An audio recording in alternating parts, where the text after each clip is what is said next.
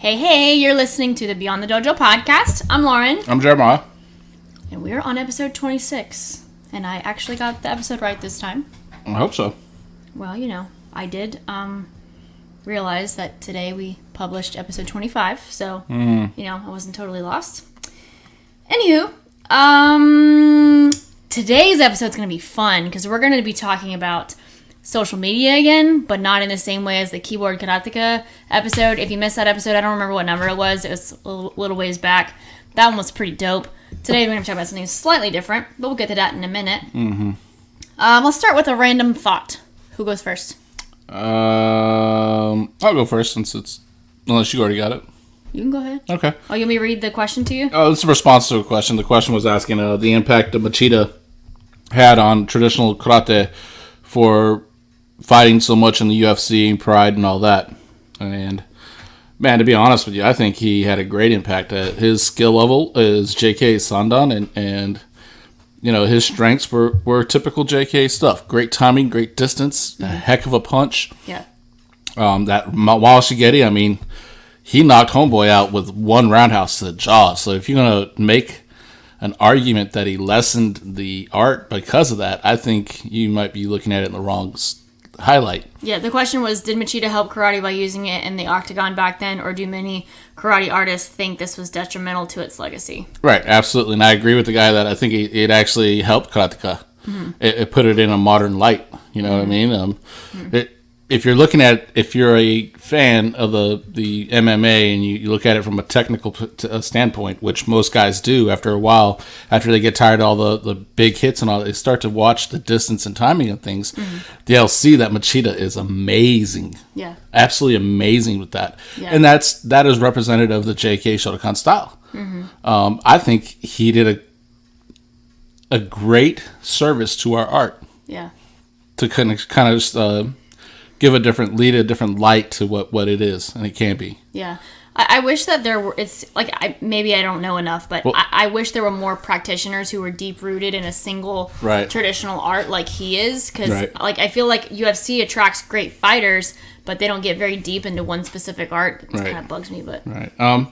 I'll also say this. He redeemed a lot of these Shotokan fighters, these traditional martial artists who thought that coming from a point sparring, or even the old school full contact kind of JK sparring, they couldn't translate to the MMA.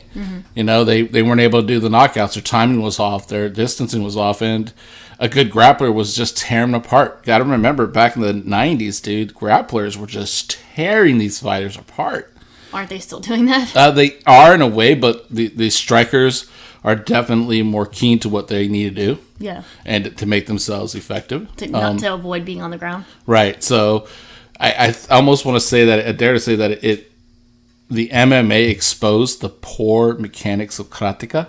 Okay. In the sense that it was achieving a goal for it was kind of like MMA. They trained to get good at sparring in competition, which didn't allow grabbing and all these other things, and now they're fighting someone that can. So when their body's out of position and they score Yakuzuki and they get a ippon for it, in the cage, they did that same exact move. They got their arm dislocated and put into an arm bar almost immediately. And it's like, oh, so the game completely changed, and it exposed the karateka of that time as great competitors, but not having a depth of knowledge. Okay. So I think when Machida came around and kind of was very simple about how his style is, he's not elaborate. He's not, this amazing, Anthony Pettis kind of fighter where it's showtime all the time. He's not that at all, but he is a solid fighter, and you can't deny that. So a true fan would see that he's I would think he's legit, Yeah. And plus, he was division champion, right? His weight class. He was world champion in his weight class. He held the belt for like 1 or 2 fights. The most I ever followed MMA was actually back like 10 years ago, before there was a female division in UFC, and there was other MMA organizations that were still more popular. I don't remember the name, but there used to be like one division that was like a lot of women, and we used to watch that on regular antenna TV because we didn't have cable. What's funny is somebody sent me a live stream of Machida teaching a class the other day. Yeah. It was a simple class. He's just talking about like Yoriashi and stuff, and holy shorts, Batman. Yeah. I'm not used to seeing that. Yeah, well, I didn't get to watch the class very long, but his karate is very nice. Yeah. His stylistic choices might not be, but his karate is nice. Yeah.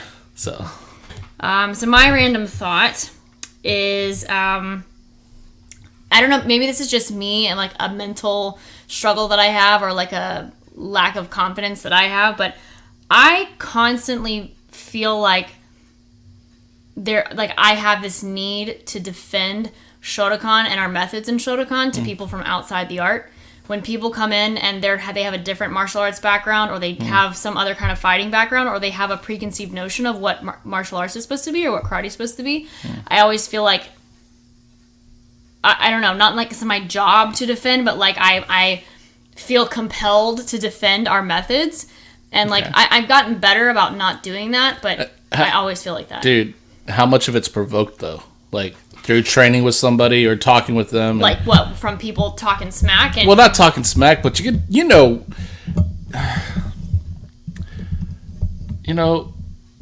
gonna use the example of racism. Mm-hmm. Someone can be racist and not be blatantly racist. Mm-hmm. Just by the way they say things or word for it and phrases, you kind of know. It's like, okay. So in karate, it happens a lot too, where people are talking crap about karate without they're saying talking crap about it, but they're not saying it outright. Yeah. Well, they start asking questions. Yeah, and they'll ask questions to disprove, not to learn. Yeah. And then when you train with them in partners, they try to like, by all means possible, show that they are superior. Yeah. Even if they miss the drill completely. Yeah. So I think what's so frustrating is like, and I think I mentioned this before about like, okay, if it's kids and their parents or their dads are like watching them train, they're going through super basic karate methods, and they're also kids, so they have kind of a different path than some adults will be, just because of their needs and their development or whatever. Mm-hmm. So in some ways, I feel compelled to like justify what they're doing to their parents. So that kind of bugs me. Or then people who are more advanced or who are older and they watch what we're doing as like, not necessarily like you and I, but maybe some of our more advanced students, like what they're doing, and they're like trying to ask these questions about like, why are they training that way, or why don't you do this, or when are we going to spar, like whatever. And we're trying to explain that like we have a system that we're going through, not for the sake of having a system, but for the sake of development for our karateka, so they don't end up with really bad habits or have really bad skill, or even have bad injuries. Yeah, or have bad injuries. Like we're following a certain method simply because we're trying to create karateka that not only can last a long time, so they have a lot of longevity, but they're also really, really skilled. That takes a long time. It's so hard to explain that to people who aren't like saturated in it like we are. And I guess I don't really have to explain it, but I like feel like I need to, and I have a hard time getting away from that. Yeah. So when it comes to kids, I usually just it's not quite as hard with kids and parents. It's harder whenever it's adults or like more advanced people from other backgrounds. Yeah. Well, it all depends on the student too. I mean, I'm not beyond jerking someone around. Yeah. I am not beyond it at all. I'm not going to hurt the person, but at the same time, if they question what I'm doing, I'm going to show you the strength and weaknesses of the technique, because it's only fair. And see, like with me, I feel like it's harder for me to do that. Like I can have, like I don't have the strength or intimidation that a lot of the guys in the dojo have, so they're able to easily defend their methods. For me, it's like I have to be able to perform with utmost technical precision to be able to show some kind of advantage, other than it looking pretty. I want it to actually be effective if I'm going to be demonstrating or something. So I don't know. There's just so many complex things that happens with that, but it gets frustrating. So if you feel the same way, send us a message and let me know that I'm not alone. Okay, so today's topic is a list of rules. Today's podcast is going to be rules of social media etiquette for karateka. Yeah. Wow. Yeah, since a lot of us are online right now, most of the world still being in quarantine and everything else, majority of y'all still training with Zoom. I think there's some things we got to understand. Yeah. You know? And there's a whole lot of, I think one of the funniest thing whenever we first went into quarantine was like so many more people were on social media so much more often. So you're seeing more and more of like the good and the bad, but particularly the bad. Well, that's just because they stick out more. Social media brings out the worst in everybody. Yeah. Okay. Who's reading the first one? You got it. Okay. Number 1, don't let your only posts on social media be you showing off. So what I mean by that is don't let every video you put up or every thing you type. Well, let's just make it every simple. article you make. Listen, it's this simple. If you can't add to the conversation, then don't get involved in the sense. This is we're taking way steps back. We're talking about your own posts on your own page. Okay. So this is like a separate rule. Yeah. Okay. So whenever I'm friends with someone on Facebook, and all they do is put up posts sharing their own stuff. Yeah. See, the problem is like you want people to be successful, and Facebook is and social media and Instagram is a great way to promote yourself. So it's like, this one's a little tricky. But if the only thing you're doing is self-promoting and you're not bringing something valuable for other people, then it's like, nobody really cares. Yeah. But it's your own page, so you can do what you want. But sometimes people don't take you seriously. Well, you had a key point there. You said it's your own page, do what you want. Sure, yeah. But if you're going to be on someone else's group page or anything else, I mean, don't be a salesman. Yeah. So that one's kind of a touch and go rule. Yeah. Number 2 is the hard one. You want to read number 2? Number 2 says, don't self-promote in the comments. Stick to the topic. Oh, wow.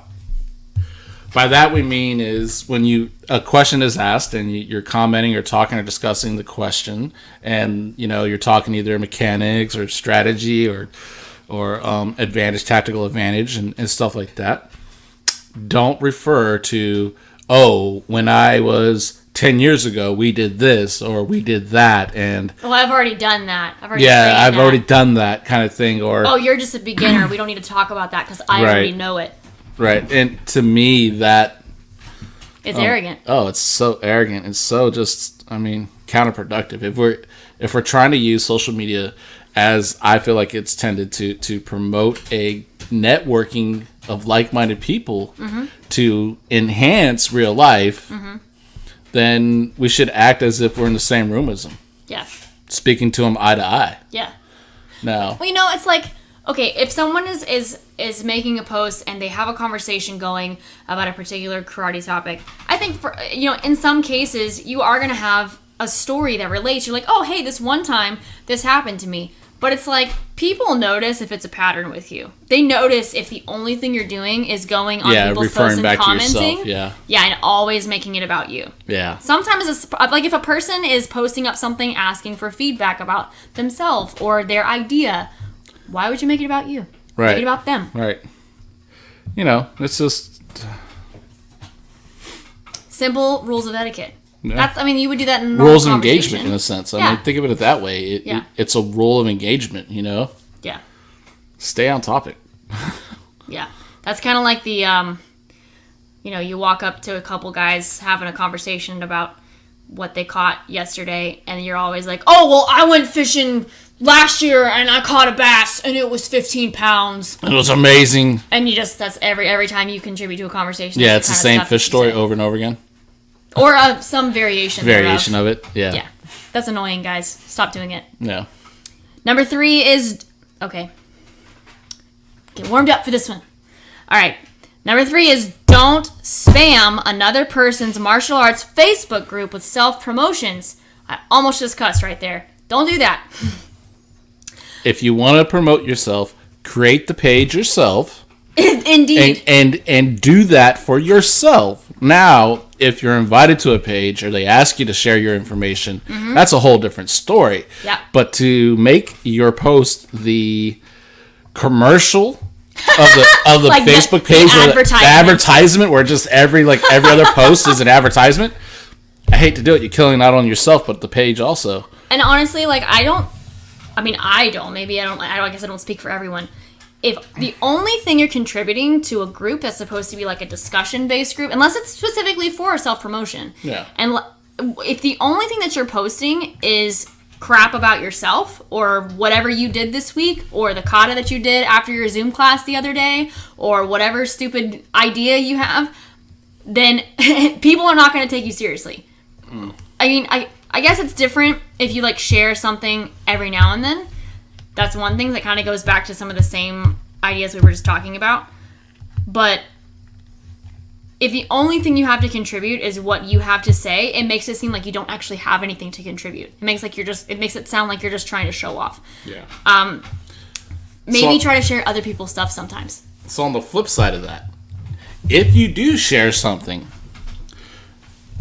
don't get offended if someone tells you suck. Yep. Don't get offended if they disagree with you. Yep. Accept it. Look at it from their perspective. Go, okay, if that's a legitimate argument, then accept it. Mm-hmm. They have that right. You opened yourself up. You put yourself out there. Mm-hmm.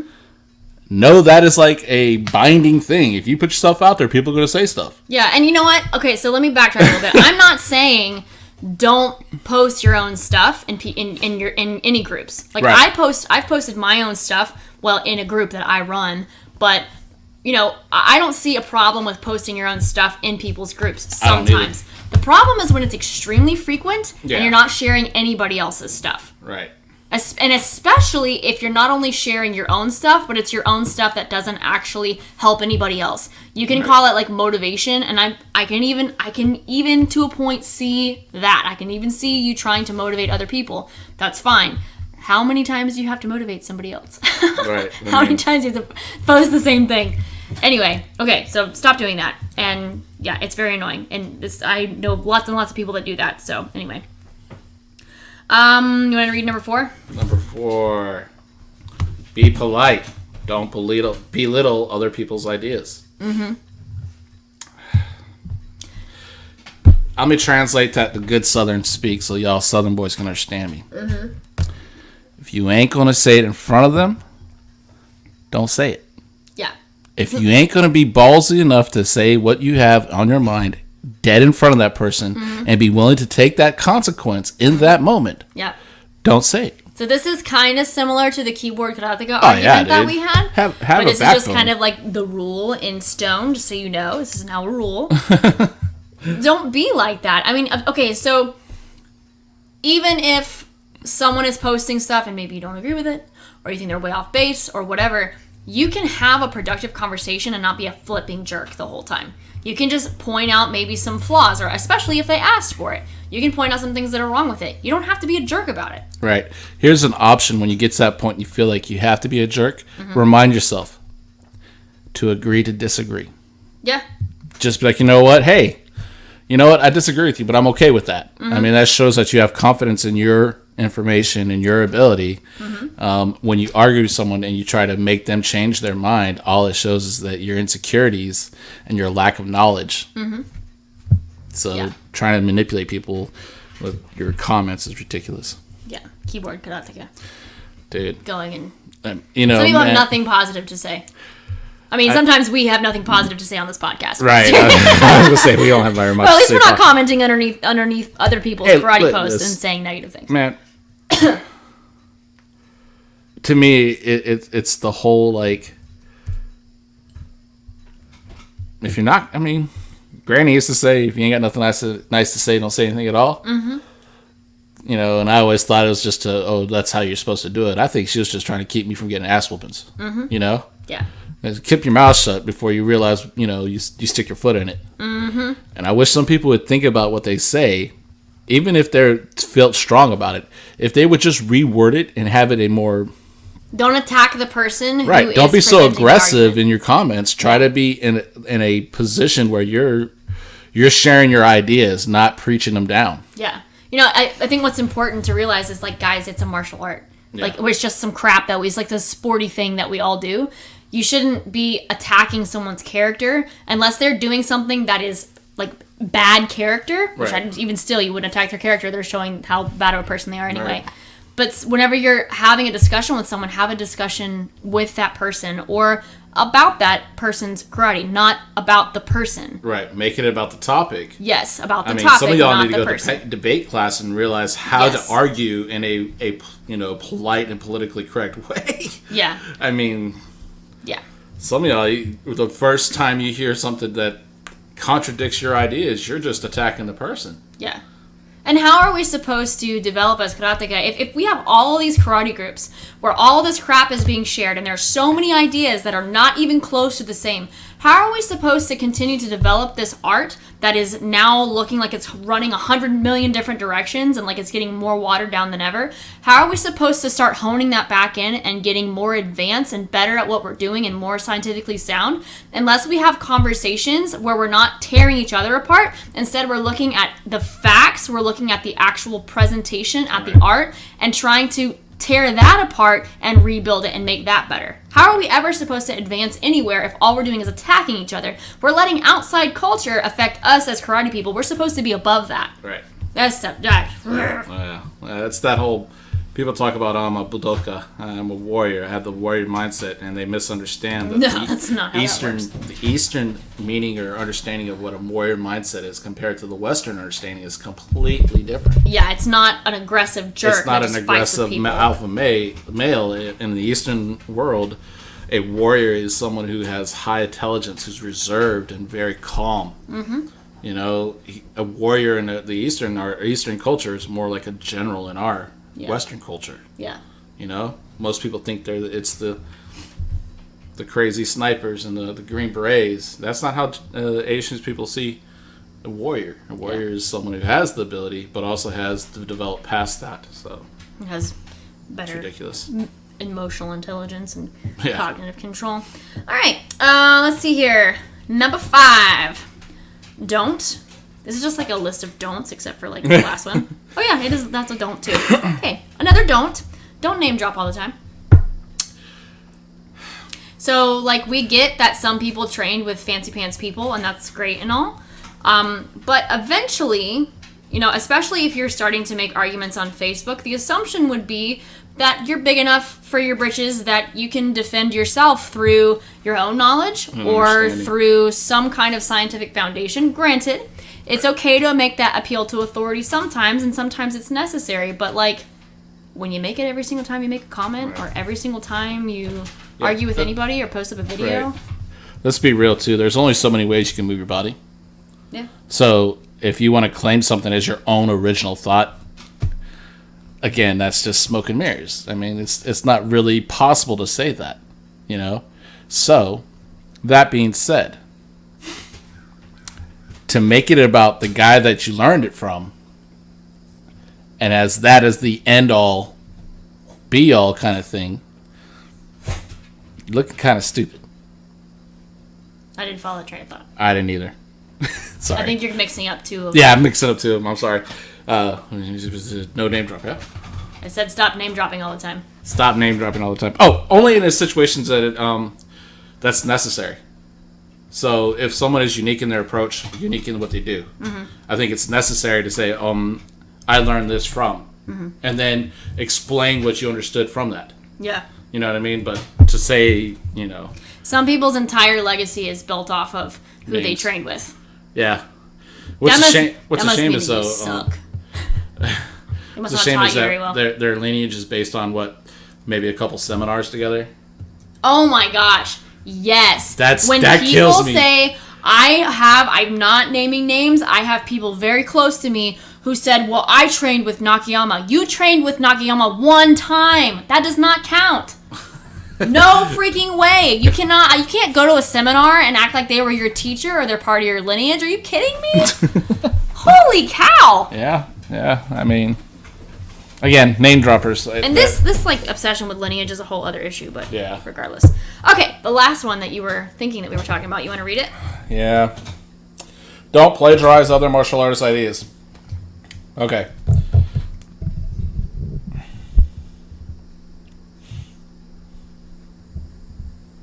When you post up stuff, like there's not a lot of... There's very unique... martial arts stamps on different sorry, my back was hurting, on different instructors, And I mean, everybody knows who SI is and his stamp, in a sense, right? So if anybody were to come around and say, oh, I created the shoulder snap whip thing that he's known for, where he snaps his shoulder and his arms like a whip,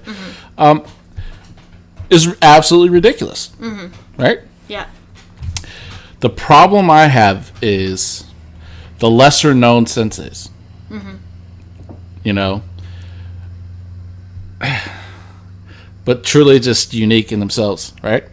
There's still people trying to steal off of them. And then create as passing on as if that's their knowledge. What's funny is that when someone, regardless of whether or not it's like the most effective or efficient technique, you'll see people who are fairly original in their approach and they'll put out ideas. Right.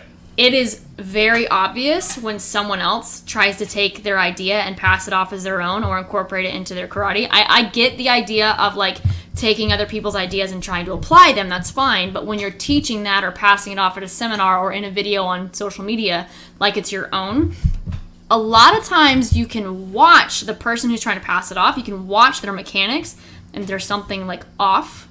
Like it doesn't look like it's a natural movement. Right. Or they're not doing it right.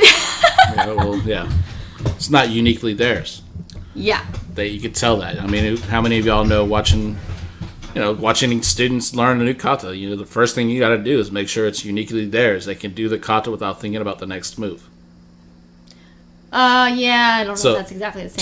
To me, it's almost the same. Yeah. Being able to memorize and be able to do the technique is one thing, but if you're thinking about the next move every time, it's not yours. The other thing that's funny is when someone tries to copy something taught by a high-level instructor and they just, like, can't do it. Like, they completely miss the point of what it was they were trying to teach originally. And you can see this in different videos side by side of, like, original instructors teaching a concept and then someone else trying to copy it. They not only miss the point, what the original instructor was trying to say, but they can't even do the fundamental mechanics correctly to make it effective. So it's Majority of the time, they'll pick up on the bad habits. Yeah. And improper movement. Yeah. And think that is the thing. Yeah. I know for a fact there's a certain shift move that a teacher of ours does where his rear foot slides up. And I've seen people try to emulate that slide, and I've seen people try to emulate his wrist twitch. Yeah. There's quirky stuff that different instructors will do, and you will watch people who are trying to emulate them. They will emulate the quirks before they emulate the proper mechanics in a lot of cases. Right. If they ever emulate the proper mechanics. And a lot of times they get caught up in the quirks. A lot of times those are the people who are trying to take new ideas from the other instructors and pass them off as their own. As theirs, and there's no way. Yeah. Yeah. So, also, not even to consider the fact that even though there's like not a legal system for this, you're not only a freaking liar, you're plagiarizing someone else's time and work. Right. That's bullcrap. What kind of karate person steals from someone else? The whole idea of being a karateka is to be morally, somewhat sound and actually be true to the whole path of it. Even if you get off and what you're training isn't necessarily correct, at least you're trying to do something that's yours. Yeah. But if you're going to do somebody else's, give them credit. Yeah, not like name dropping, like legit give them credit. Like, hey, I got this from this person. This is my take on it. Or, hey, I got this from this person. Right. This is me trying to show it. No one's going to think less of you for doing that. That's normal in the rest of the world. And everything else, every facet in the rest of the world. Also a great way to get sued if you don't do it. Exactly. But in Karateka, it acts like it's this big, down, shameful thing to actually give credit to someone who made the breakthrough. It's ridiculous. I think that people on social media just think that it's a social norm to just steal from other people and that they don't have to give them credit because, they're probably never going to see it. That's crap. That's crap. Someone is going to see it and someone's going to eventually point out, hey, that looks like something that somebody else I know did, but you're not doing it the way that they did it. Right. Yeah. People see when you lie and you steal, and they don't take you seriously. So, quit it. That's probably why you have to put on so many ads on Facebook. Just gonna put that out there. Just gonna put it out there. Okay, that's enough. You wouldn't have to self-promote so much if you would spend legitimate time working on your own art and focusing on yourself rather than trying to show yourself off to other people. I think there's so much of like some kind of like insecurity or little man complex in these people, in some of these people that post on social media, you know, and like I get that sometimes we post stuff on social media too, and I mean, I guess sometimes we'll be insecure about things. We mostly make those mistakes in class. We don't usually make them on social media, but like, I don't know. I just, you know, don't try to be perfect. Just be you. Work on getting better. And then if you're going to post on social media, ask for feedback or expect it or, you know, whatever. Like, be clear about your intentions. Be an adult about it. I mean, you know, don't get your feelings hurt and start crying to mama. Yeah. Grow up.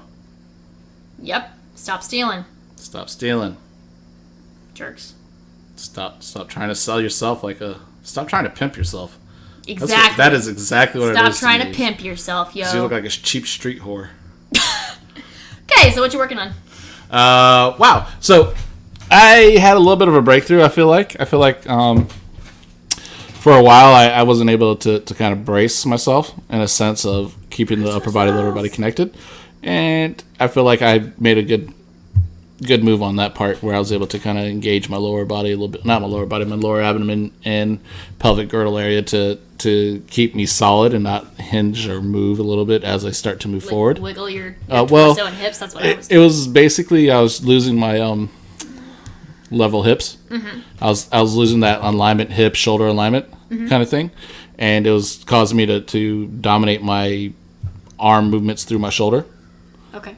So just by changing the angle a bit, it tends to be natural to go that way. But if you were to keep your hips level, it feels more natural to keep the elbow down, not engage the shoulder. So to me, that's a big deal. Now, can I perform it every time? No, but it do got the feeling imprinted in my mind. So yeah, that's a good thing. Okay. How about you? So I did go back to working on Sochin again, and I think I may have mentioned this before. There's something about the stance or transitioning in the stance that I'm not doing correctly, and it's hurting my left knee. Like today, both my knees hurt, and I think it's partially from training this morning and then being on my feet all day cleaning the house and stuff. But something is not. I'm not doing something right, and it's kind of hurting me. So I know that like I have fairly flexible joints. So there's a good chance that I'm just like torquing that knee out too far, especially when I'm trying to like rotate my hips and whatnot. So. Actually, Jeremiah pointed out a couple things to me this morning that I tried to work on, and by the time he pointed it out, I was already hurting, so I don't actually know if it's going to work yet. I'm going to try it again tomorrow. But basically trying to make that stance not hurt. No other stances hurt my knees. Like front stance, back stance, you know, Sanchin Dachi, or, you know, whatever. Nothing else hurts me except for, you know, this one, but that might just be from lots of repetition of, you know, whatever. Yeah. Yeah, you do tend to overrep it. It's a really weird stance, man. Dude, it's so weird. You tend to over-rep things. Well, you know, I'm trying to fix it, and I like, you know, sometimes I feel like I don't do it enough, but then again, I do it too much, and then I get hurt, so whatever. Little hint, if it starts to hurt, stop doing that. I did take a number of weeks off from doing Sochin Dach, or from doing Sochin and doing Fudulach, just so that my knees could rest, and then I tried it again today, and it was kind of bugging me, but, you know, anyhow, I'll, try to adjust some stuff and see how it goes. So I'll try to kind of get that feeling and keep it to see what's up. Yeah. I just know that when I got that engagement, my posture seems to be so much better. Mm-hmm. I'm able to move my kicks easier. Yeah. So yeah, anything that makes that easier, it's got to be right. Yeah. So. Okay, well. Have a wonderful week. Thanks for listening, yo. Thanks for listening. We will talk to you next time. Adios. Adios.